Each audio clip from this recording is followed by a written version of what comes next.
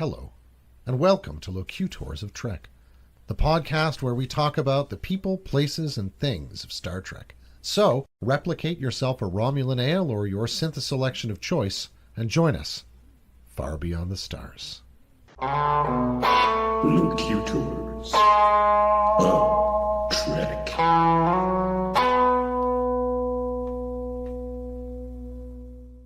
Program initiated. Enter when ready. Well, hi there. My name's Dave, And I'm Davin.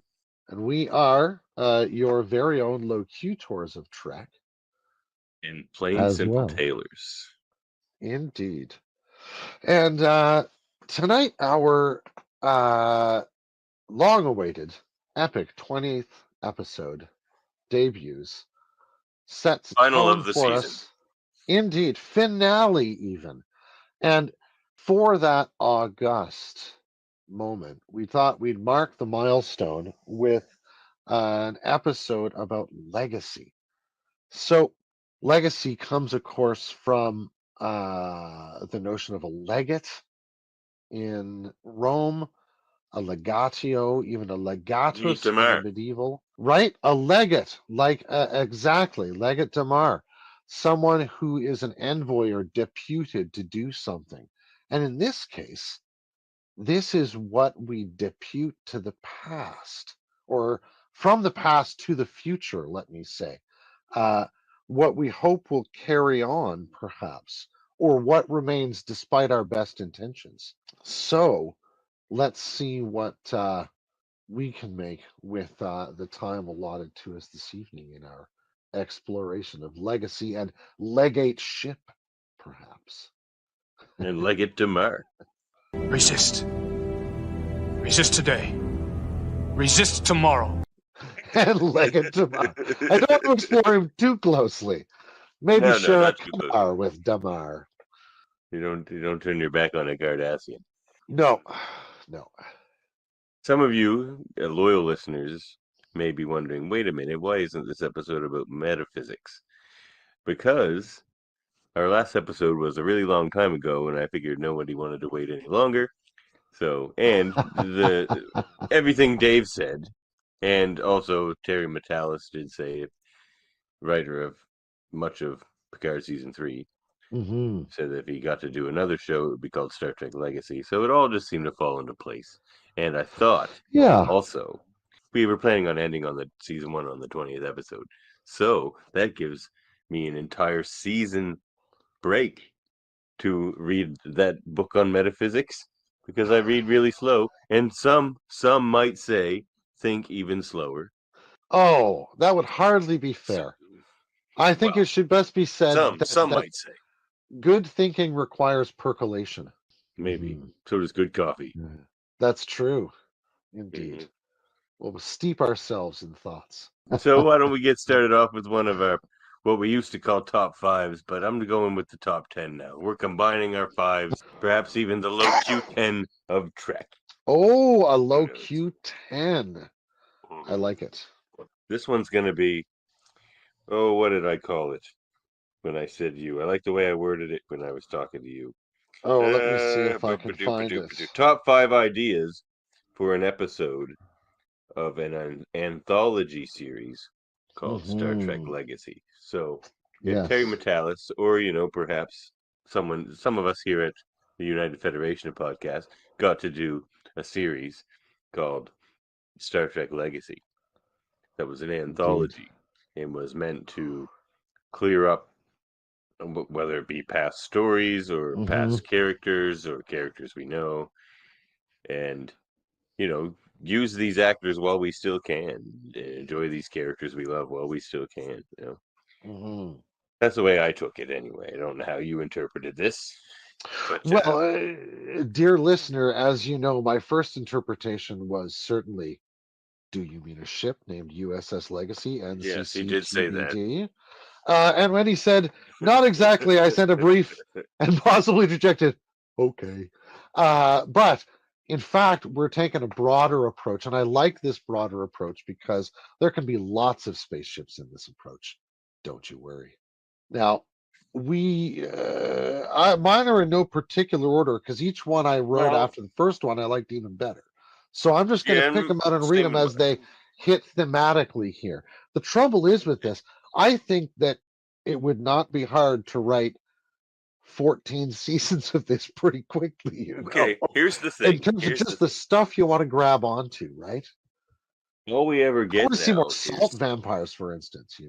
we got them in lower decks, Oh, that's true. but That was a good return of um, salt vampires. it was. Dude, she's totally a salt vampire. No, she isn't. Ah, salt vampire. I love lower decks. Uh, Uh, so, well, the thing is, we only ever get like 10 episode seasons of Star Trek now. So our combined 10 is basically that could be that's true. the first season That's of a true. Star Trek legacy. And especially since you and I usually throw in an extra one or two, it's basically we get a That's 12 true. episode anthology. That's true. You know, Do you want to go first or should 20% I? more. Oh, I can throw one up first. Okay, throw one Let's out. start. Let's start on a whimsical note. I love whimsy. This You know I love is whimsy. this is a light-hearted start to the whole thing. Begins with these fateful words. This shuttle? My cousin Gayla sold her to me years ago. Let me tell you about when we went to take your father to Earth. Our favorite Ferengi, Quark, engages in a high stakes, high shenanigans adventure in the Delta Quadrant after receiving a distress signal from Pell, I like to try new things. mentioning a lucrative but dangerous opportunity. Quark takes his layabout great nephew Ben, son of Nog, along as amanuensis. What? What? Son of Nog. Wow, called Ben. Oh, wow. Wow, Uh-huh. you really thought that through. We got to get writer's room back on. Oh, Oh, that's man. true. That's true. We really do. Let's get that I got happening. to get my documents together and we got to get her going. Yeah. Let's do that because that's a good show. All of our segments have Yeah, gone and become shows of their own, but that's, it shows the strength of the segments. that's true. It's true. I think, when you got a good idea, you got to run with it, right? Yeah, Oh, yeah. I think that that's an idea that's got some legs. I Man, love seeing that's Ivan Shimmerman with the Quark teeth in. so so Pell's in the Delta Quadrant? Well, Pell had to go somewhere, right? Yeah. Oh no, I Uh, love revisiting Pell. She was an awesome character.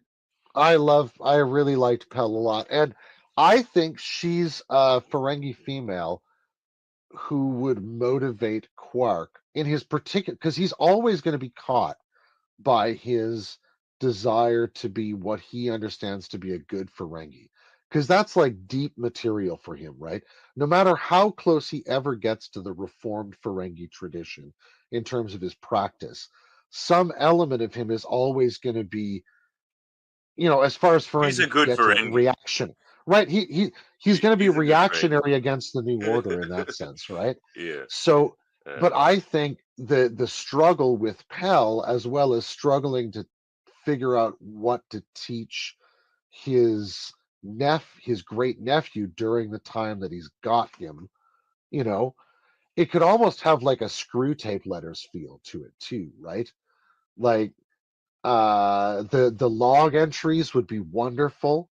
They could be back and forth. Oh man, mhm. they could just be Oh, I snarking like it a about each lot. other like in a confessional. Oh yeah, man. I just deleted Quark from my list here because I liked yours so much. Oh So, my goodness. Oh my yes, goodness. Now indeed. you've Indeed, piqued indeed. my curiosity forever. Well, it's funny that you sent Pell to the Delta Quadrant because Hmm. if you remember in the comic we reviewed on Treckle Trunk, check that out. Yes. Pell was in the Gamma Quadrant, like setting up a place for freed Ferengi females. Oh, that's right. That's right. So Pell's making way, getting around regardless. Yes, I don't know how she gets to the Delta Quadrant, but I thought that'd be a fun place to drop Quark. No, I like Somewhere that that. he would It have would no be experience of. oh, like he would just his mind would go crazy on the potential profits. Like there's no Oh Ferengi. my Like that's the way goodness. they view profits. They're just like, have any Ferengi gotten there? No. Oh, Exactly. because if a Ferengi has gotten there, The then it's barrel. depleted and corrupt. The reputation's destroyed. Like there's nothing you can work with. Like It's true. imagine This how man's like roll out Ferengi. the red carpet. Imagine how I mean, Frankie we get must a feel about first contact. oh It's well, just like we this see a beautiful beautiful version of it, opportunity to exploit, you know. right? It's just like, And we see a yeah, great oh, we episode of do. that in Voyager. That's true. And You know, and Little Green Men even. yep, yeah, it's Um, true. oh, that's a Um, good one. Okay. so Okay, now so what's your throw up here? Or I mean, I like that you answer. put a lot into these. So here's an interesting one, okay? So because I do want to see. Okay, so we're returning to the Nexus Oh, because oh, because as oh, Guinan in because as Guinan in the Nexus said, once you're in the Nexus, like you're basically a part of you is always in the Nexus. That's how they went and got Kirk. That's how yeah, Guinan was there.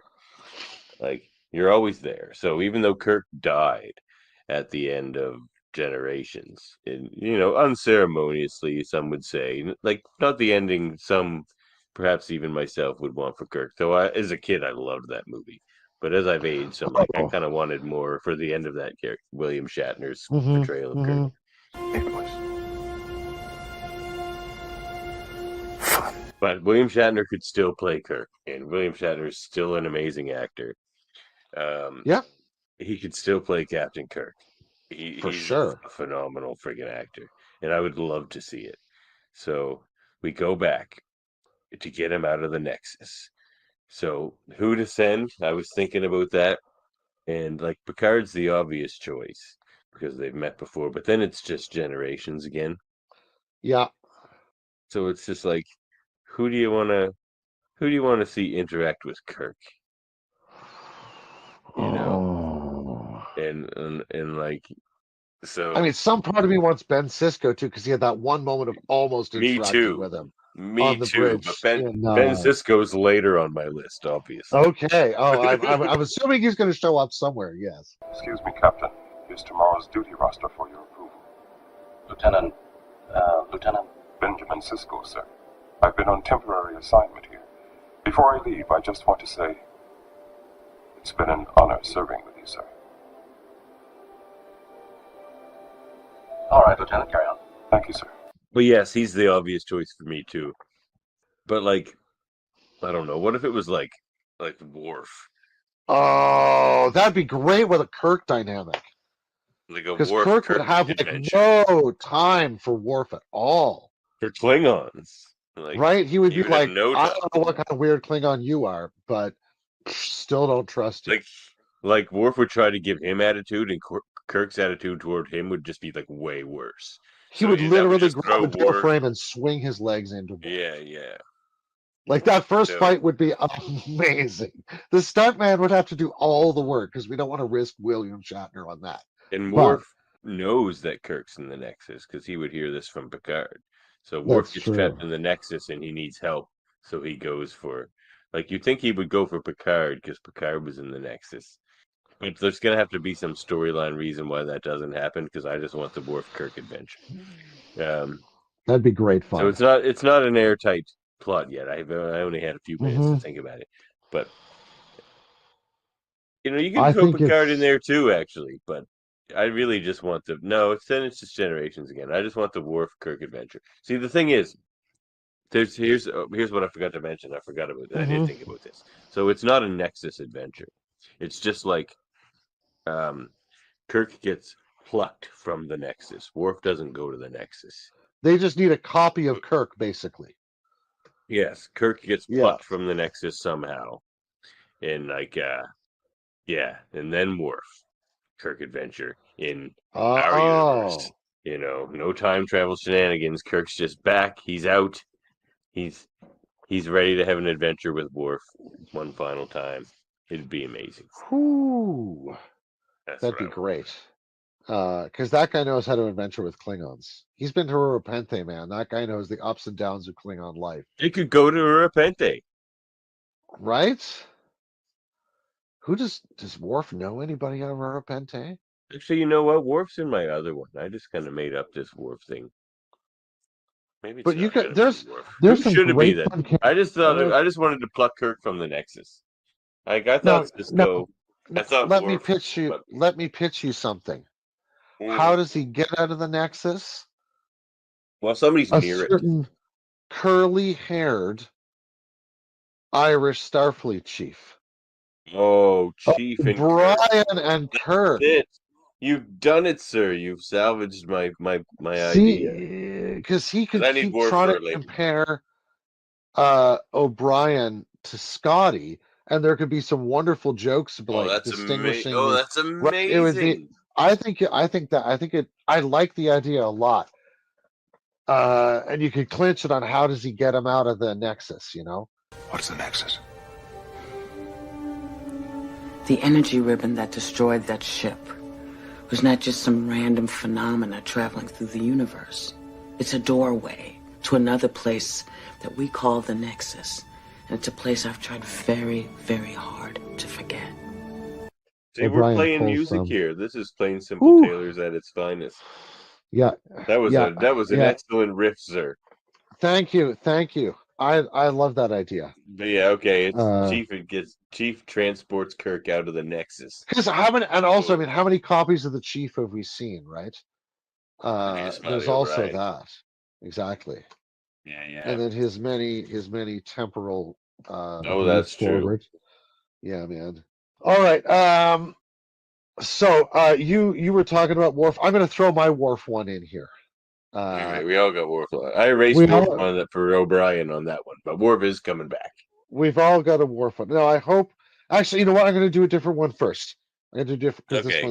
this one's also fun. This one is kind of thematically not that different, but I think it's fun. Selah back Selah. to haunt Oh the my God. Federation at the helm of a splinter Romulan empire, wielding spatial trajector technology from the reclamation site. A Guinan, Data, and Picard story. Guinan, Data, and Picard story. Interesting. Guinan for Enterprise C, Data for the Yeah. relationship to her mother. He may Yeah. have an emotional pull back because even though her mother was sort of weak and did all those things, Data may be this odd figure in there that she told her about, and then Picard, obviously, because Picard and Data bested her It could be like in the net. yeah, it could just kind of be like a fun little addendum to the Picard series. It's just like, and here's the fun little wacky adventure at the end. Not wacky though, because they didn't really get to delve into the Romulans a whole lot. They No, did a bit no, in the yeah, there's first a lot of season. latitude still even left after the first season. You're Yeah, right. They just looked yeah, at that one aspect of what Romulans were kind of doing, and then a yeah. couple of Like, the planets where they but like, settled. where's Sela? Like, of course, like she would be like working so many angles Like in she would such be a working to put the situation. Tal Shiar back together, or she would be Oh working to yeah, put if it the. ever crumbled, which it probably didn't. No, they probably just retreated to somewhere way in the back of Romulan Yeah, space or something. started building ships and shit. Yeah, I mean, forgot like how many of our governments now have sites that they would take all the key people back to in the event of something crazy happening. You got to imagine that these interstellar civilizations would as well, right? They're going to have some planet to fall back to because, like even Starfleet or the Federation has something like Memory Alpha, right? In case Earth gets hit, they've still got Memory Alpha. In case somewhere gets hit, you know, uh, and they've probably even got other star bases deep in space that can act like alternate seats of government if need be. I'm sure, but I suppose that would also fall to starships at various points, much like we see depicted Okay, in something like Battlestar Galactica. sure. Yeah. Anyway. My next one. Okay, I gotta salvage my last one. I need you to rescue me on that last one. So the warp Okay. thing would have been fine. I'm just saying, Oh, but sure. O'Brien's better. O'Brien's better. So this one, you may recall the TNG episode where I can't remember her name now. Was it Amanda something who ended up turning into a Q but didn't know Yeah, she was yeah, a yeah, Q? yeah. Was that True Q the episode? Something like that. Um, but you know who Uh, I'm talking about, of yeah, course. yeah. I So it's just absolutely do. it's the idea that there are entities out there that believe themselves to be human or perhaps Vulcan or Mm, Andorian or who knows, but are actually kind of manifest kind of X-Men mutant style into Q, right? mm-hmm. So it turns out, Dave, you may not know this, but it happened again. It wasn't just this Ooh. young lady from TNG, but there was another person who we know, but unfortunately died. But turns out they were a Q, so they're not dead. And that is, of course, none other than Lon Suter. Oh So Lon no! Suter is a Q, This just turned into the X-Files right away, and man. and that's Woo! an episode. That's the episode. I don't need to say anymore. Oh Lon Suter man. is alive, and he's a Q. I don't care who they send to stop it. I mean, it's gonna have to be like Janeway. Oh my God. Janeway's gonna have to stop Lon Suter the Q. Yeah, yeah, yeah. It's basically, yeah, it's a Janeway, Harry, and I could see Tuvok in there too. Tuvok story. Yeah, I could see Yeah, Tuvok in yeah, there. They did a lot of work together. But that would be great. Janeway, Harry, Tuvok. Oh man. and Whew. of course the Doctor. Oh well. I mean, any excuse to And you know what? bring You need Robert B'Elanna too. Picardo. She's gonna get back. You know what? She gets the whole gang back together. It's a Voyager reunion episode The because it's old gonna take the gang. entire crew to stop Lon Suter the Q. Well, then let me pitch you Mm. the maybe final episode in the first couple where Captain Janeway is getting the crew back together. Okay. Chakotay greets Admiral Janeway as she descends from the Voyager A's landing ramp. Oh my Voyager, eh? It's been a long time, she says. Yet here you are, back in the DMZ, chasing renegades. Welcome, Catherine. I'm glad you came. A number of remnant human populations were abandoned after the collapse of Cardassia. Chakotay has been living with them, trying to rebuild for the last 15 years, since Starfleet declared that since they would not go to Romulus, neither would they go there. Ote is helping rebuild Cardassia No, he's helping rebuild some of the populations, particularly of in the um, DMZ. in Like, the DMZ, who had been okay, who had been sort of signed away by the Federation. he's rebuilding all the Maquis colonies. He's helping to, yeah. Oh wow, that's Particularly interesting. those ones Okay, like, because you remember the episode where Wesley Crusher leaves TNG, right? It's on that sort of First Nations resettled yeah, a terrible uh, episode, kind of but thing, yes. right? Not a great episode, but I was thinking the whole idea could be a wonderful way to like actually depict some sort of futurist neo First Nations culture in a way that would be respectful, as opposed to the legacy of Voyager Ooh. in respect of Robert Beltran, right? Mhm. And you know the terrible fraud of a guy that sort of supplied them with a lot of stuff A bit of on a the snake show, oil right? salesman there. Exactly. So I thought it'd be a nice way Maki to Highwater, I think he called himself, something like that. yeah, exactly. Name was like his Yeah. name was like Jerry Goldsmith or something. No. Yeah, man. But yeah, okay. Well, okay, that's good. See, these episodes are connecting, so we could actually build So a season you around could have this. a couple. You could have a couple there that My go next one together. will just Two-parter. we'll move a little away from the DMZ and go to Cardassia herself. Ooh, Cardassia. Because I want to go back to Cardassia with Garrick, and I want to Oh see yeah. how an anthology episode, and any of these could be two-parters if they need be. My next one has to be a two-parter, but this one could be All a right. single episode. It's fine, but you rejoin. We rejoin. I'm trying to think of who else we could throw there, but the only Cardassian we know that's left alive basically is Garrick. um, Yeah. Although Gulmasset might still be alive, so there is a way to bring back Mark Alimo. You're right, there is. That's genius. Moset is definitely alive. Okay. He'd have to wear the mustache though. He'd have to He'd have the have to wear the mustache. mustache, but he'd be fine with that. Okay. Oh, Dave, you are just sprinkling gold all over my So ideas I here. am inspired this evening by these Well, suggestions. I can tell. So Whew, it's a Garrick Gull Moset buddy tale, but as they whew. rebuild Cardassia, and I wanted to see how beyond that, how much it kind of resembles A Stitch in Time, because Oh there was a yeah. lot of good stuff there on the rebuilding of Cardassia. So you can kind of blend that in with this Gull Moset uh, Hmm. Garrick story.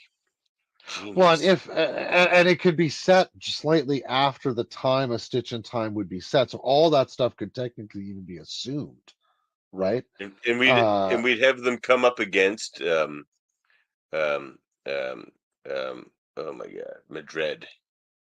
oh yeah, oh yeah, oh yeah. He'd be a bit of an antagonist. That'd be great. I'm sure Garrick he would be would be like, on I the other see like side. 45 lights, motherfucker, you don't know.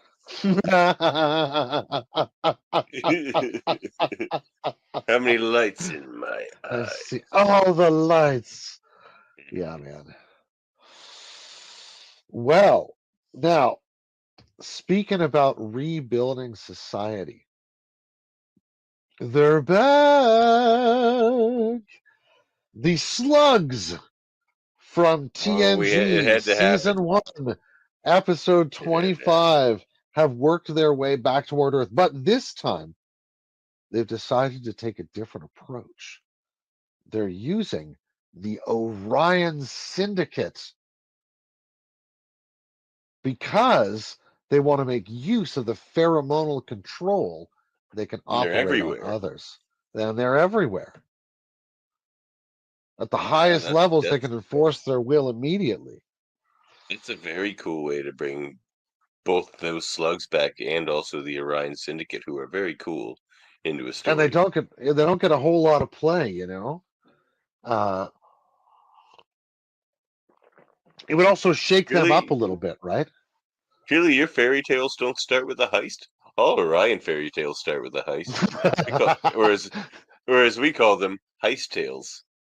Some Orions haven't been pirates for nearly 5 years. Nearly 5 years. Oh god, Tendy's the best. We're gonna Oh, talk what a about Lower Decks character. a lot, apparently, because it's a great show. Oh, what a Um, show. It is pretty great. so, Um, man, that's great. I like that a lot.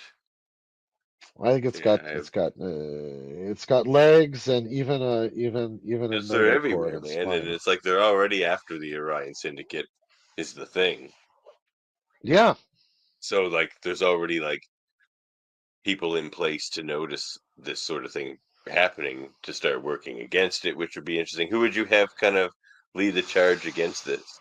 see now this is where I'm stuck. I've got the idea on the big scale, but like other because like O'Brien's had a good Orion Syndicate. This might be a good Bashir story because he's Uh, done some intelligent stuff. You could do Bashir Garrick, although it'd be hard to bring Garrick out from Cardassia. That'd be the tricky part. yeah, But was and O'Brien was there during that initial encounter to slugs as that's well. true. That's true, and We he can put met. Yeah, that's O'Brien in true. every story because he's fantastic. That's true. Make it an O'Brien Keiko story where Oh they have to work man, together. Because we never really get a good story where they have to work together to solve a that problem. would Like, be awesome. and Keiko's still acting a lot, Rosalind Chow.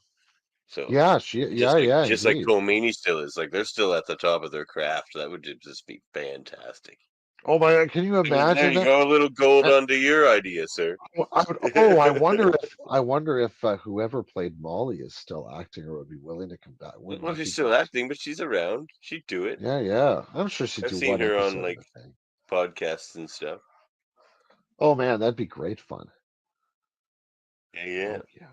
Oh, yeah. that's Molly, awesome. make it a Molly Oh, story too. Brian and You're right. Get Molly in there. Make the yeah, family, yeah. the Bryan family. They'd have to get Oh, the family so back good. together. This is the best We're top getting five the we've ever family done. back together. All All right. right. Well, here's another one. Okay, here's my All right. two-parter.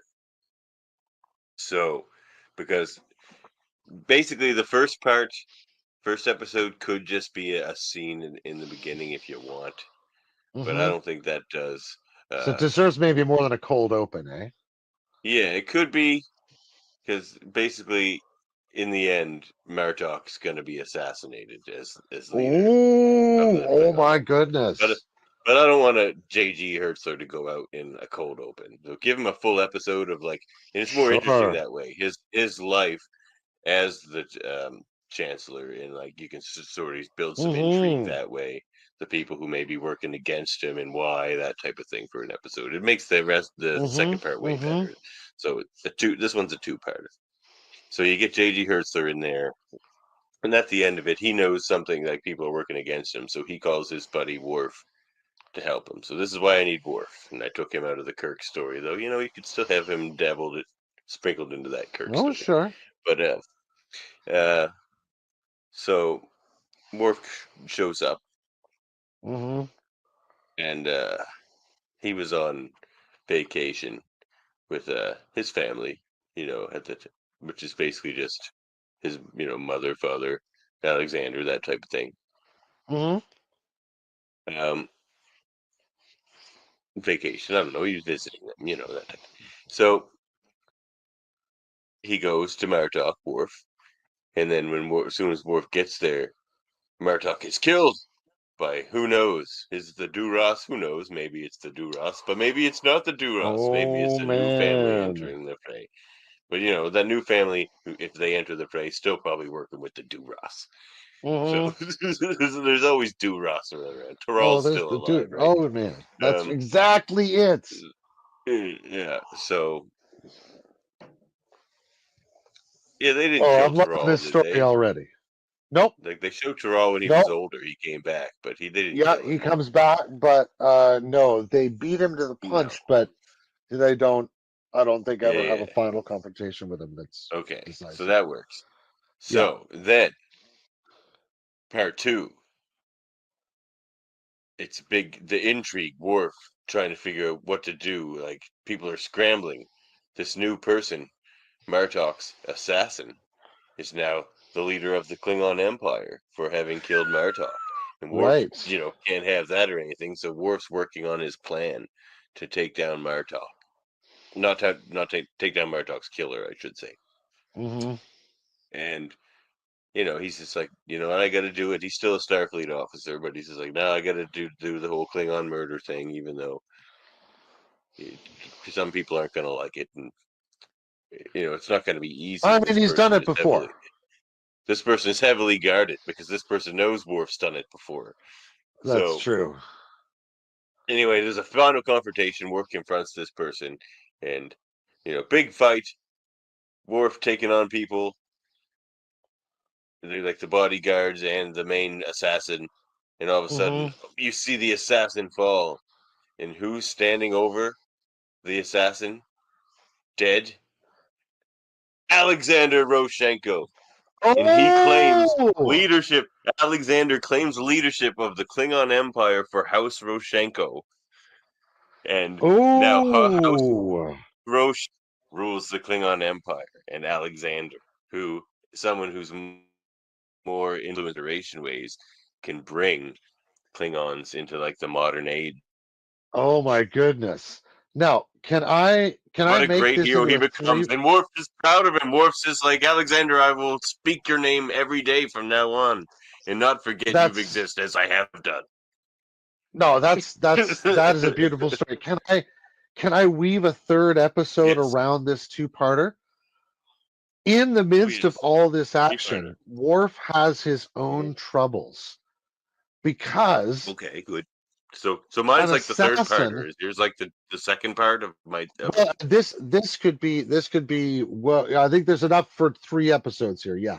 So in the midst of this, literally as a yeah. long-running red herring through this, there's a pair. What he thinks is a singular, but turns out to be a pair of assassins after him, after Worf. Oh my. And it turns out, Unrelated to this Martok business. well, who knows? And what he figures out Who is knows? Okay. in the end, he captures the larger of the two, and it turns out to be his brother Kern. Memory re-scrambled Oh, by yay! Taral, son of Duras, Oh no. as Why an would he act do of that? revenge personally against Worf. Worf Oh, dishonored because him he so thinks. badly by allowing to live, Oh. right? So Like now he Kern's coming stole, after him? so he's programmed his brother to come after him, Oh and no. he's also, because of the ties of honor, brought Kern under his new identity that he had, has brought his son, who he, for whatever reason, maybe subconscious, named Moog, along with him to try and take down this dude who Moog doesn't know is his uncle. We broke up. That didn't come through. Oh, sorry. So Kern has had his memory scrambled by Toral, son of Duras, and to aid Yeah. him, he's brought along the son he's had since he joined the other house in DS9, Oh my god, what's his name? Moog. Oh my god, of course. But why would he know the name Moog? He doesn't. It's in his subconscious. Oh my god, that's even more amazing. Oh my god. You are inspired tonight.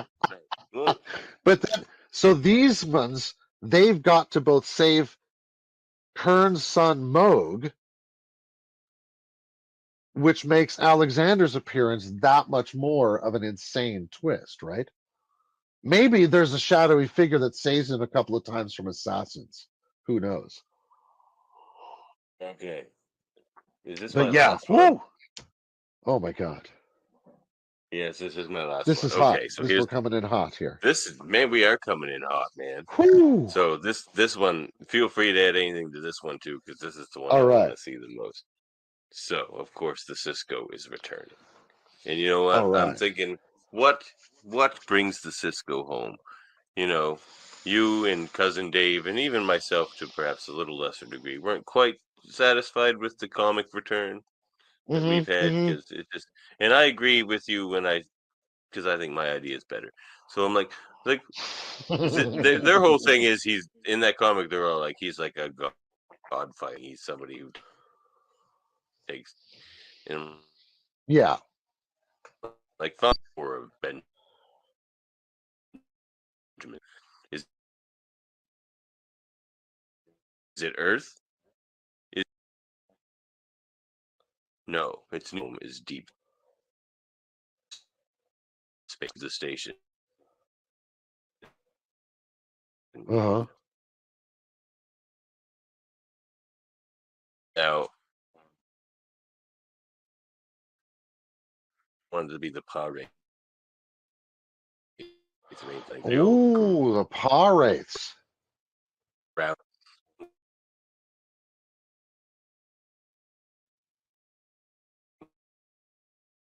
but we're breaking. We got bad Yeah, internet I'm connection losing this you. year for I some lost reason. you there on your last Um, sentence there. What so about the can you hear me? pirates? Yeah, I can hear you now. Yeah,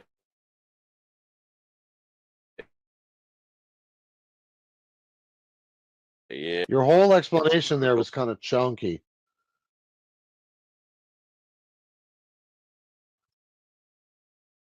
You're,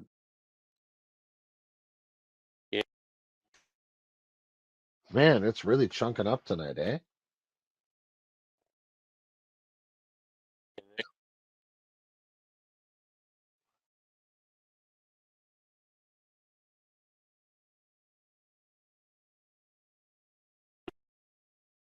It's pretty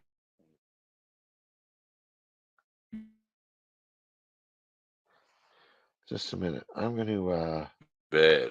see if I can drop my camera down to lowest definition See if all that stuff I can set to everything as low streaming as possible, because we don't need any kind of picture quality or anything.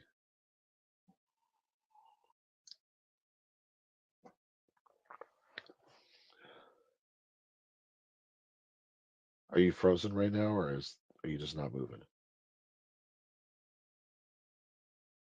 Oh no, yeah, you're chunking out. Mm. Well, we got to really, You're all yeah, I frozen. think I'm frozen for you and you're frozen for me. So here, so, but can you hear me?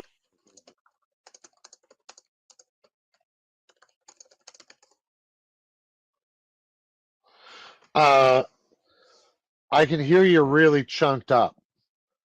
It's like you're on a cell phone going through a tunnel.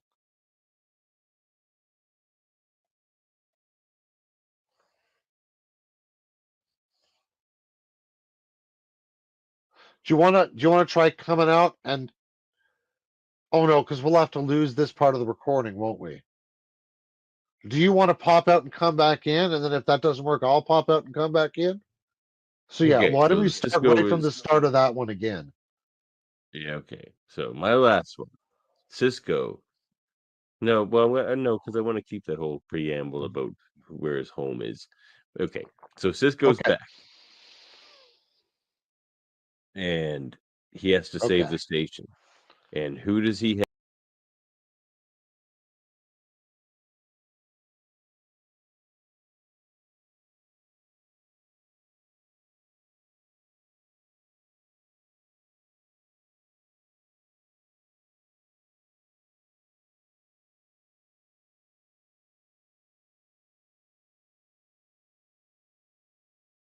have? Because the entire station is incapacitated, and Oh my goodness. of course that threatens Bajor and the Hmm. Federation, and is taken over by a hostile entity. Like I don't know, like maybe the Romulans. Like you could fall right in with that Sayla splinter Oh cell thing, yeah. maybe. Yeah, yeah, yeah. I can I see don't that. even know.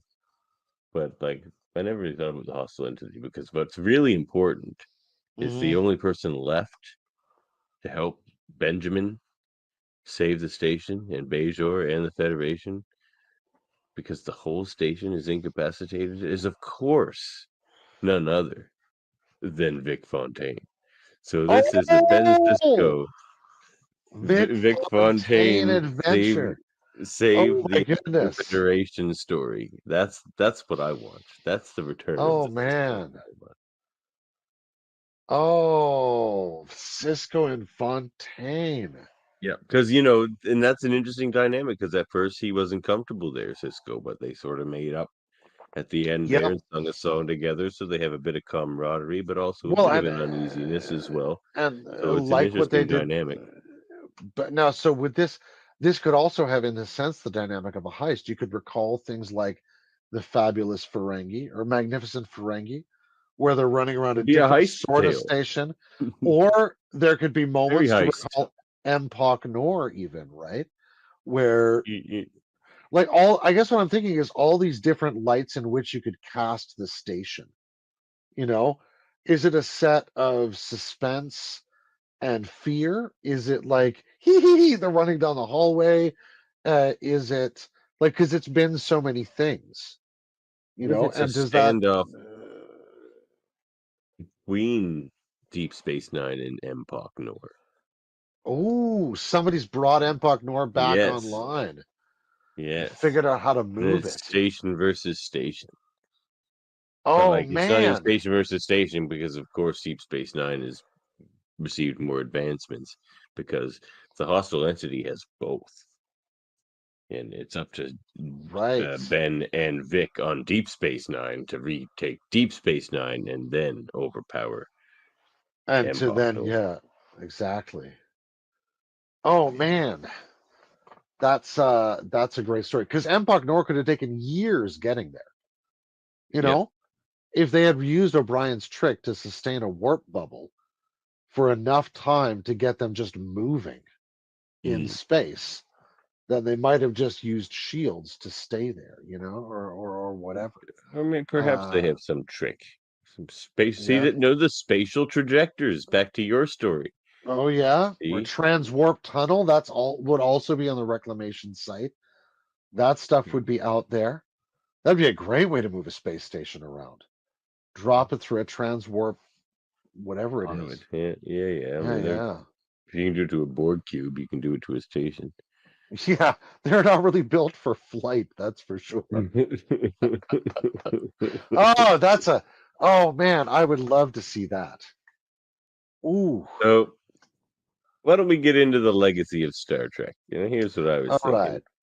Why don't we run through what we think the legacy, perhaps, of each series is, and if any particular character or actor we want to talk about, we'll do that as we think. And then at the end, Sure, of course, the legacy of Star Trek itself. sure.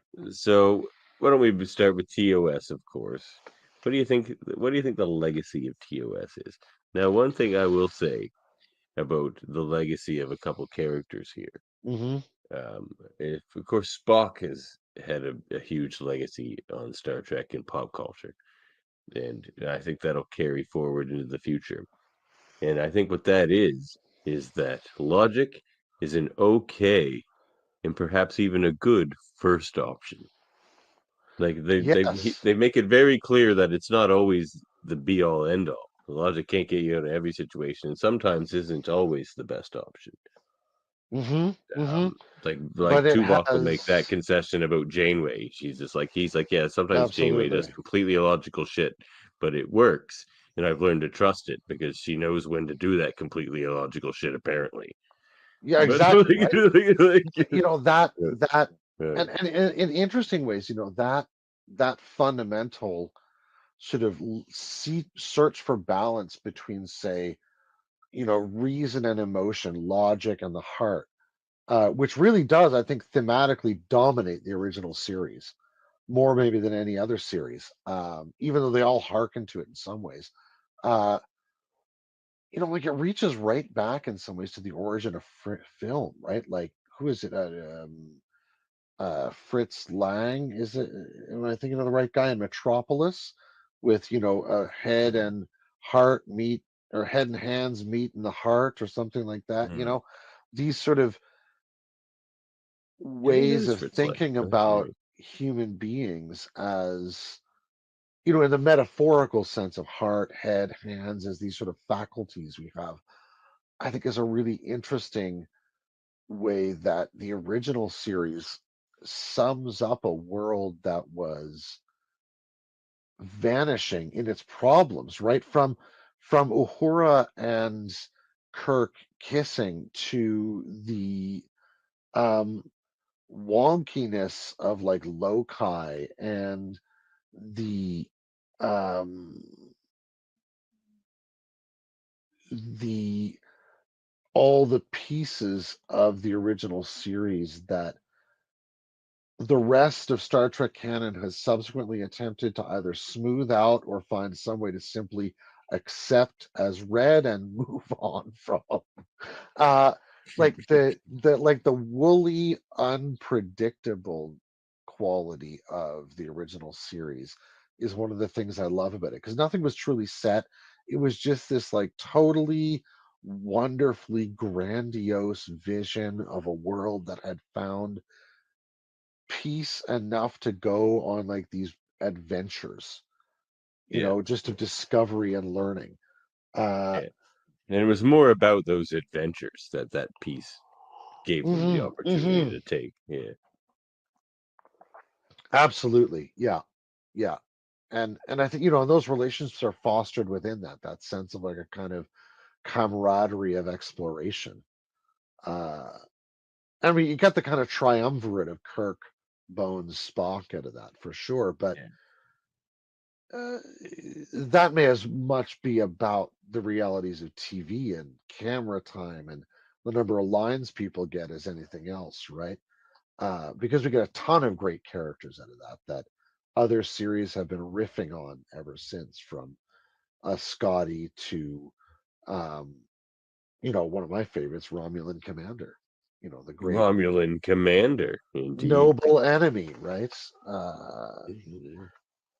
Yeah, yeah. Anyway, that's And yeah. of course, we got the return of Romulan command.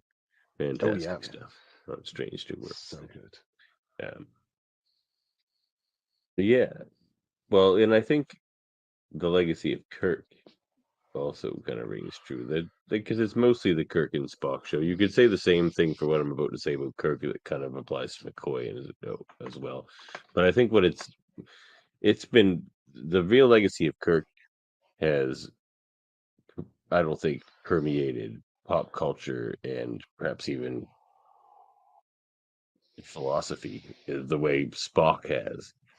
But Hmm. what it has done is informed how not just human Starfleet characters are played, but especially human captains. Like like Yes. what captains are basically was defined by Kirk, and you could kind of argue that all the other captains are just a slight variation, or sometimes not so slight, but just a variation of Kirk. Yes. Well, They're like they're. noble and loyal, but they'll break the rules when they have to, but they prefer to follow Hmm. the Hmm. book, of course, and like they're all basically that character. But Well, and I and think and that's I think that he establishes that fundamental like basis point from which they've all got, or he's a fundamental reference for them all. You know, there's no other yeah. Starfleet captain after Kirk uh, that can uh, happen without reference to Kirk. Mhm, Exactly. mhm. Yeah, I couldn't And agree more. as for the show, I think its greatest legacy, other than of course, like you say, some of the things like Bella Loci, some of the Hmm. kind of buttons they were pushing at the time as far as cutting Hmm. edge social storytelling and that sort of stuff. Sure. But it's it was just its greatest legacy is giving birth to the rest of Star Trek, which as you Well, say you're right. Its expanded. legacy is Star Trek. Yes. Yeah. Yeah, Exactly. its legacy is Star Trek. Yeah, Well, I now think that's that's a the really best way to interesting put it. point you make because it establishes something about legacy that makes it a really uphill struggle for subsequent iterations, right? Yeah, Because I would say so. if the original series has the legacy of the rest of Star Trek, every other series has to look at its legacy as kind of lensed around that, right? Like we can't create the whole thing new, but what do we add? What Does approach do it we take, always? right? Like, Yes. Does TOS does it always forever have the predominate? biggest legacy Yeah, of exactly. all? Does it Like, forever if they made predominate? another 4 seasons of Picard and then a TNG revival series for another few seasons, does Yep. its legacy still pale compared to the original series? Because it's all based on that. That's the funny thing about legacy, like you say. Yeah, and like in some sense, fundamentally, yes. Like, I mean, I think we're just sort of describing the logic of uh historical priority or like, that kind of thing, right? Like why we end up thinking about our ancestors in certain ways, even, Uh they may be more remote, but they have some sort of strange hold over us in some sense. Um yeah, right, like it's the bones of everything else. Haha. Pun and not intended, but now I'm going to entirely, totally take Yeah. And that. use it 3 more times this podcast. So there's no um, bones about it, I'll tell you that. that's right. But I got a bone to pick with that. yeah. Um, yeah, but that and the animated series, right? They come pretty quickly after the other. But the animated series has an interesting legacy in itself in that it can portray the wildest stuff, completely True. free of the uh limitations that its live action counterpart necessarily suffered in the late 60s, Yeah. I would say its greatest legacy is Lower Decks because it gave Lower Decks license to do all that crazy stuff. It's just like, no, you can have Mhm. people with a third arm coming out of their chest. You can have whatever you want. It's like there was crazy stuff on TOS as far as that kind of stuff goes. Oh, And it was Cations. It amazing. gave us Cations. And the Kazinti, right? And yeah, all sorts of like those dudes who are made out of mushrooms and fungus, right? The Yeah. yeah, I think and one of the neat things about particularly, we've mentioned this before, but one of the about the Cations and the Kazinti in particular is that this is a whole other fictional realm by Larry Niven that gets folded into this somehow in a way that isn't truly ever entirely explained. And I wonder, it would be a fascinating dark piece of Starfleet history to explore, would be the wars with the Cation Kazinti. Kazintis. Oh yeah, Or just a because I mean, Kazinti war with the Federation. Yeah, yeah. because the Federation ultimately reduced the Kazinti to the point where they say you're not allowed to have starships with weapons anymore. Which is That's pretty well, serious. that's not that's I suppose Earth. It's not the Federation necessarily. Even I don't even know Yeah, because that's that's I'm not sure that's entirely clear to me. But mm.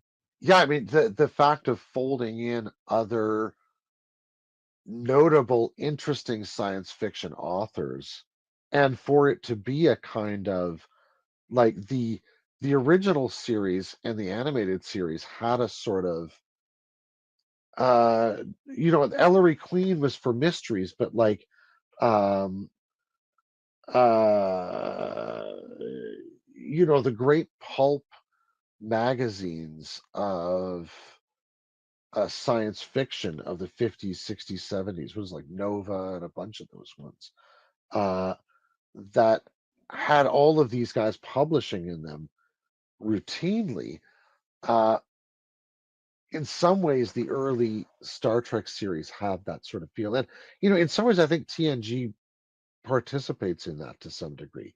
You get DC Fontana and a number of those writers who Mm. are carryovers from folks who had worked in the original Mm. series, Apparently, also, like the contributing, nearly the entire crew for the first season was just holdovers from the original series, right? and you Yeah, could tell. You can they're kind of tell. getting the band back together, Uh, exactly. oh yeah, they got the band back together. But yeah, so and what you could say, what legacy does the TOS movies hold? And like certainly the Wrath of Khan has Oh resonated, man. and of course we see Khan coming back again and again, Hmm. at least the once, but we'll see him again. Well, and in some ways, I'm curious about. I mean, the Star Trek: The Motion Picture, which is a much maligned picture in some ways. They use Mm. wonky colors. They have strange uniforms. They Bad do weird. uniforms. You can say bad. They're bad. Oh, sure, they're bad. But the the feel of the whole thing reminds me of the original Event Horizon, which literally has, I think, like a 19-minute scene of a guy driving from his home to his work, and you just drive with him in the car the whole time. Like there's a whole set of cinema that I feel like it's referring to that used and was interested in these really long contemplative kind of shots I felt like that 2001: A Space Odyssey a bit too. yeah, right. Like there's some pieces of Kubrick, or like it's not like 7 hours, like what was his name, Tar film or something like that. But uh, some of these really long shots that you just kind of sit with to experience and feel. And uh, I see someone who's looking for feline supplement number Oh 47. yes, he Um, certainly is. Yes, he always, would. yes. He's a good cat, Um, and he is a pretty cat. There's a cat entered the shot. We are remotely recording this tonight, so I'm in one spot and can see Davin on in another place. Davin, and that looks like, is that Parker there? No, that's Miles, Oh, it's the chief. Miles. Ah, the chief returns again. But no, I guess what I was thinking was like there's a whole like I feel like the motion picture is more like a concept album than Hmm. it is a traditional motion picture. You know, like it's trying to do these really interesting broad strokes things and invite you into this world that uh didn't get quite the same visual treatment on the silver screen, but that doesn't necessarily do it the favors it's hoping for, Well, it's you know? interesting you say that because I kind of feel like the legacy of the next generation is a bit of a concept album because Interesting. um I mean obviously TOS was the original concept album, but it didn't do that very well. Like it was still so rampant with sexism and stuff like that. Whereas TNG tried to, and it was a different era of the Hmm. Federation and Starfleet, Hmm. where it was a little more Wild West, whereas like it's kind of Picard's era is sort of called the Age of Peace and Exploration, right? Yeah, yeah. So so it was supposed to give us what that looked like. And here's how this is the future. This is the great future we're looking for as far as Hmm. equality and that should be displayed on screen with the characters, but also in the storytelling. Hmm. And I feel like it failed that. And we'll talk about that in a minute when we get to the next series. But so that's something. Just a little seed there I'll mention. I think Hmm. it's a bit of. I don't think it quite achieved that perception of the utopia. Hmm. Um, Well, I think it yeah. projected it, but there were, yeah, I mean, there are logical and ethical holes in that utopia that eventually in later seasons they get around to starting to ask themselves, but which more often than not, I think TNG was interested in asserting for the purposes of contrast, you know, Mhm. um, and not I guess I necessarily mean more always in. for the purposes of world building. I guess You I know, mean they because assert a thing to show the opposite of it. they still didn't know how to write female characters in TNG. Like it's not until Deep Oh, Space Nine sure. where we finally get. I feel like it's darker. The utopia isn't as Hmm. utopia. It's dark and bad things happen, Hmm. but they everyone's written like people. Like finally, so it's like it's Hmm. finally a utopia where like everybody is there. Everyone's at the table. Like I feel like But it finally achieved that sense. But like I don't sure. want to wash over quickly the legacy of TNG though. It Well, I really think. did achieve that in a lot of ways. It achieved the morality of Star Trek. I feel like that's its great legacy. Well, I would say, like, if I were to say anything, yeah, I would argue that, like, in one sense, the legacy of TNG is a sort of long form meditation on the life of principle.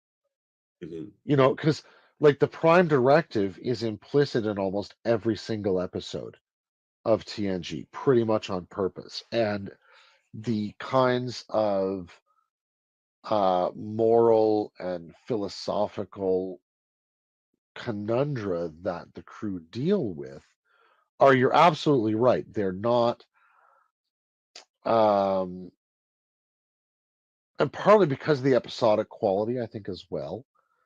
They're not as fleshy or meaty every time as the DS9 episodes are, particularly as the DS9 seasons begin to concatenate. Uh One of the things that um strikes me rewatching TNG later on is that there is a kind of symmetry in the fact that the ship travels and it has this episodic quality, you know, and that is something that absolutely carries over from the original series, that sort of wagon train to the stars kind of idea. But I think in some ways, one of the things that TNG deals with really beautifully is loneliness and Mhm. the strangeness of space travel in an era where they believe that it's tamed, you know? And I felt like that was a kind of mirror of certainly my experience growing up in a world where, say, Francis Fukuyama had written that, history is over, it's achieved its end in 1990 or 91, with the fall of the Soviet Union. And so the world was sort of tamed, but clearly it has continued changing since then. Like it has One of the persistently, best predictions ever. right? Like and I think Fukuyama's word is not necessarily borne out in the long run or even the medium short run, but that sense of a kind of world order that felt complete and finished, but kept finding these bubbling issues everywhere was, I thought, a really interesting feature of TNG as a series. Hmm. That and just a bunch of people who tried to be professional together. Yeah, I they thought did. that was very interesting, right? And part of that's the legacy of Roddenberry saying they're not really allowed to argue all that much. But, Hmm. uh, you know, Even Star Trek has kind of lost that a bit since TNG for sure. yeah, and in some ways, it's a Voyager deliberate kind of brought it, carried move it away on from it. a bit. Yeah, and they had a really interesting way of needing to have that, in a different way than some Starfleet crews might have. They desperately needed to be professional together, or they were going to be at each other's throats. Yeah, like I think TNG is the template. Like when you say Star Trek, I think most of the things you think Yes, of probably come from that. Um, yes, I Now, think that's Deep fair. Space Nine, I think its legacy is being the greatest story ever told and a perfect show, and the acting is amazing. And I don't know what else you want to say. It's just perfect across the board. Completely unbiased. Completely Exactly. unbiased. My name doesn't say Um, Devin S9 right now at all on the. no, no, that's true. It doesn't. I think we can both agree that the first two seasons of DS9 are really a process of feeling itself out. True, but I'm a defender. I'm a defender of those. A lot of episodes in those seasons. Oh no, I mean, listen, the Tosk episode shows up very early in season one, and that, I'm Tusk. You are Tusk. We're all Tusk. that is a tremendous picture. But one of the most powerful pilots I've ever seen Oh has yeah, got to be Emissary parts one and two, right? Uh, 100%. and it started to show off on a kind of searing note that no other Star Trek series has ever come up to. They've had good pilot. Don't get me wrong. There's some great pilots, but there's not a single Star Trek pilot that comes up to the level of Emissary, and that sets a tone for the series to me that is scaldingly serious and vulnerable and brutal and unflinching in some ways, but also flinching in the interesting moments, right? Uh, like the things that the characters in the show shies away from, I think are sometimes as fascinating as the things it wants to get right out there in the open because uh, these things tended to be handled very self-consciously in a really self-aware way, I felt like. And it was really beautiful. There's a great cast of actors there, some of them Oh with yeah. huge Star Trek experience, but the sort of dialectical relationship between uh, the sort of level on which the prophets are operating and the sort of federation, that sort of meta story of the show, and the lives of these characters as they weave in and out of the events of their lives. Uh, yeah, it was just so delicious to watch. People coming into their own with the character, like the way Kira develops over the series, uh, into this like absolute deep powerhouse of a character, for instance, Well, is well, wonderful. well, that's what I think the real legacy of Deep Space Nine is, at least as its relation to Star Trek is for, other than being the greatest story ever told. It's that it's the show that showed that you can have like humans and aliens of all kinds, even Ferengi, Hmm. women, minority. You can write minorities, all these characters and people you can write with equal amounts of dignity and intelligence and capabilities. That's Yeah, like you it's just like the write them first from show I feel inside like in out, right? TV that ever did that, and a lot of that comes out of the performances as well, how they decided to play these characters.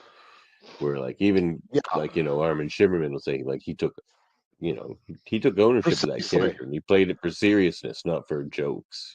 Well, and interesting, like, and he had that desire for sort of redemption of his earlier performance as a Ferengi, which Yeah, I exactly. think has like that speaks to a lot of what's happening in DS9. There's a lot of characters there that are seeking some kind of redemption. Garrick, Kira, Odo, Cisco, um, so many of them are seeking some kind of rehabilitation or renewal or rebirth or whatever it is. Even Ducat, in all his manic weirdness, is constantly seeking a kind of reaffirmation of who he says he is to everyone else. Uh, that play of identities, especially in a show about shapeshifters who can pretend to be anybody, I thought was like it's structurally just works so well all the time. Yeah. Yeah. So, so what do you think the legacy of Voyager is? I think it's the show that showed, again, as it relates to Star Trek. I think its legacy is Mhm. it's that shows that you can really go outside the box a bit. You don't have to be in the Alpha I can Quadrant. see that. Like I don't think you get a Discovery with all the crazy stuff they do with jumping 900 years in the future and all that sort of stuff Hmm. Hmm. without Voyager. Well, and Voyager managed in that sense, I think, to like almost repostulate the spirit of the original series. That like let's just get out there and The see new stuff we Wild haven't seen West. before. Yeah, We need a new Wild West. but Yeah. while keeping it within the structure of the sort of Star Trek world that had developed beyond that series, right? And I love that, What's old can particularly be new again. by, yeah, right, like by throwing themselves 70,000 light years away from everything they know. It highlights what's been there, particularly because it's just this tiny island of Starfleet life, like desperately trying to survive through the Delta Quadrant. But yeah, like it allowed for all sorts of weird and wild tales to be told, that didn't have to conform to the Klingons, Romulans, sort of stuff that had been very, very well mapped out in the two previous series, particularly. You know, uh, And of course, it and put a you lot of make a focus good on the point, though. female characters as well, and Yeah, it has that legacy as well, the first female captain. But yeah, also, you know, it's one of its great big legacies is the way it handled the Borg and yeah, elaborated on the sure, Borg. That's sure. carried forward quite a bit. Well, I It don't think certainly you'd have has in mine. the Picard series and its whole Yeah. logic without Voyager, particularly, Mhm. or great cameos in Lower Decks, or all sorts. I love the conversation that Boimler has with his Tom Paris plate, for instance. That is just a wonderful moment. He's like Oh, succumbing to yeah. the gas. Yeah, yeah. Uh, it's pretty great. Uh, It's but pretty yeah, good. you know, the I think one of the other things I really enjoyed about Voyager in particular was the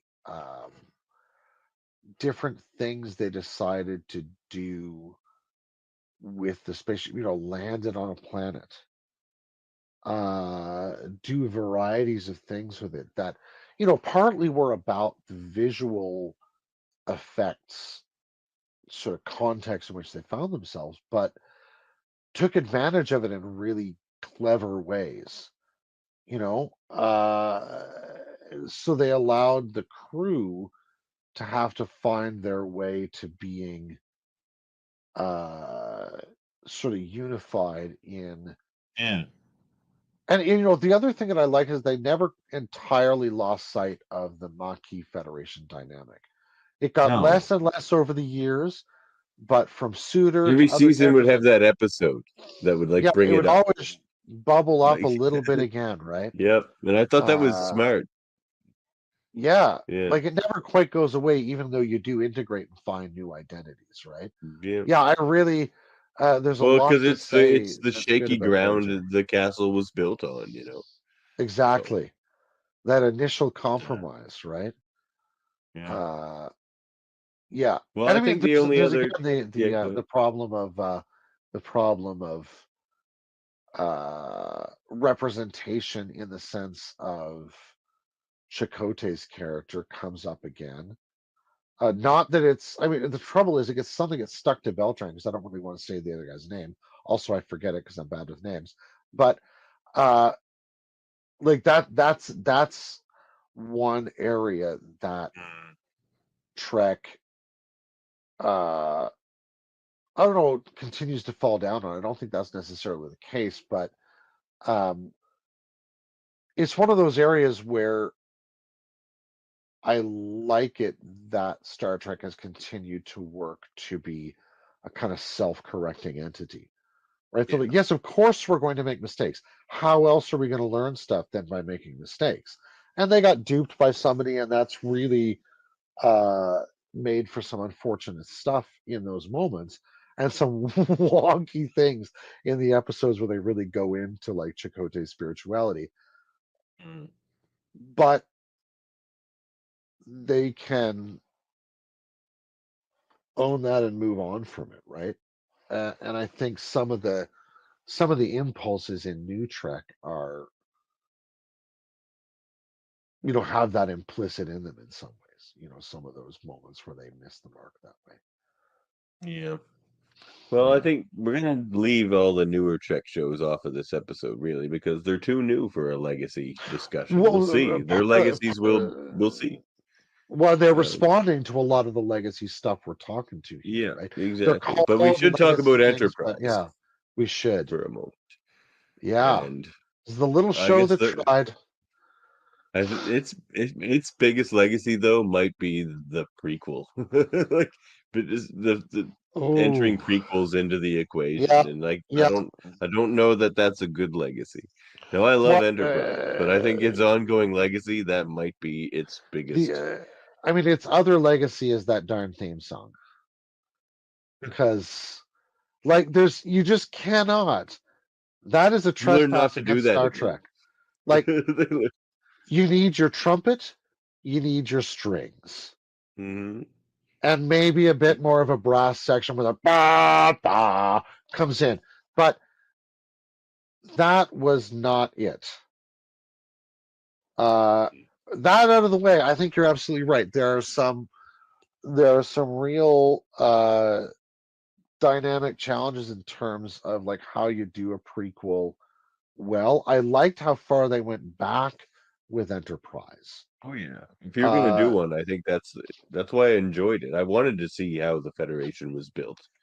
Like, yeah, and it it's a was great just time to go. between First Contact and the original series, right? Like it's a good distinct period. Uh, You think they're like, but we're 20 years before Kirk, and this one's 5 years before Kirk, and like the next one will be 2 years before Kirk, and it's just like, yeah, come on now. and those things just I mean, those things are, I feel, are more about a schedule of content production that can keep pace with people's potential eyeball real estate than they are about um, than they are about, you know, producing something that speaks to interesting moments or things to explore that would do enough to constitute like a bold new strange new world, you know. And the strange new world there particularly was the Vulcan human relationship and you know, the bumbling adventures of these crazy pinkskins, as Shran loves to call us, running around trying to figure out what to do in a corner of space that we have absolutely no concept of. That was one of the things I loved about Enterprise the most. That they just, you could see it, and as a viewer, there was this distinct sense of irony about the whole show because, like, you guys have no idea what you're doing, but they also got into stuff so close to Earth that we never really looked at it too much in other series. You Hmm. know, Yeah. that I liked the sense of smaller scale, Hmm. uh, the sense that the ship was so incredibly fragile that it was like somewhere between a space shuttle and the Enterprise 1701 that we know and love. You know, like they don't have shields, they don't even really have very good phasers for they have what, like some kind of particle They cannons for the look good first though. season. They Yeah. look good, but they're terrible, Yeah, they're especially for the terrible. first couple of seasons, right? Yeah. You see the vulnerability of Earth at that moment, right? There's a lot of that. Again, you know, and if Voyager hadn't gone outside the box, I don't think Enterprise would have had the room to go Yeah, true enough. as far outside the box as they did. Yeah. Well, why don't we So tie the a Zany were bow great on fun. this here? What do we All think the right. legacy of Star Trek is? What do I think the legacy of Star Trek is? For me, I that mean, this it's is what I obviously can it's speak of. ongoing. But Yeah, but ultimately, I think the legacy of Star Trek is that we can do something better than we have before. Whether that's uh, right back to the failure represented in Lokai and Bella, or whether that's the um, the sort of initial redemption story in Farpoint Station, or the overarching arc of, you know, the prophets from emissary right to the uh what we leave behind. uh those arcs are all about um the ways we can do better, because we can always do a different thing than we did before, you know. I think as far as that's well said. But I think as far as what its legacy is as fiction, as content, Hmm, you hmm. know, I think that as science fiction, I think that you can tell great stories in a positive, overall positive future. Whereas like all Yeah, the yeah. other sci-fis are dystopias and it's always horrible. And it's the struggle against that. I find it more Hmm. interesting the struggle against maintaining your great society you've achieved. Like, Sure. There's you know, something beautiful about that, right? Like, and these are societies that can look back on pasts and say there were moments when we were very far from where we are now, and we thought we were much closer than we were. You know, hmm. so let's That's the give Deep the Space Nine in the equation. It's just right like like that you get exactly. TNG where we think we're in this utopia, and DS9 is just like, no, we're not quite as far as we think we are. And that's what Yeah. was beautiful about Deep Space Nine too. Yes. There's the sense of maturity in that. You're like, oh man, a moment ago I thought we were so far ahead of these things. But that one, the beautiful conversation between Cassidy Yates and Ben Sisko may be the heart of Star Trek. Let's not look at it as it was. About the holodeck. Let's remember it as it could have Mhm. been. And I think It should have been.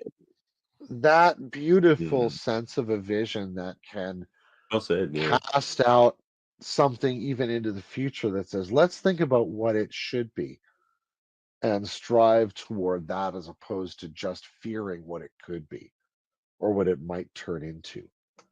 That's ultimately the promise of Star Trek. And that's Oh, certainly yeah. why I love it.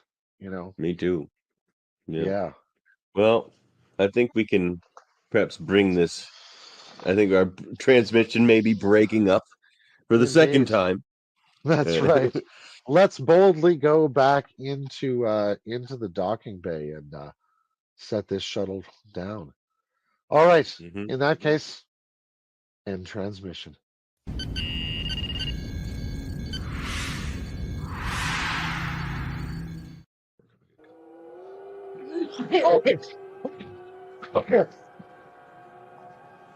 Damn. Oh, that was nasty. Why did we walk into that gas cloud?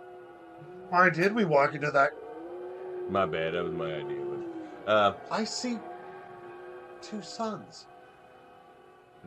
that was the stars we walked into the gas cloud with. I don't know. They look different to you. What? Just a sec. Who's the Bolian guy?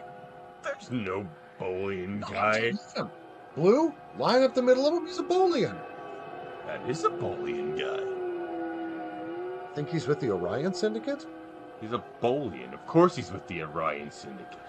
Hey guys, it's about time you got here. Well,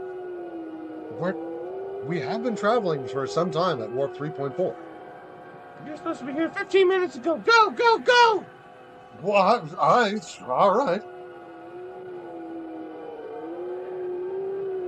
Popular demand. Did you hear that? Back in the Hello Mirror Universe! What's up, my universe? Or as we call it, Prime Universe!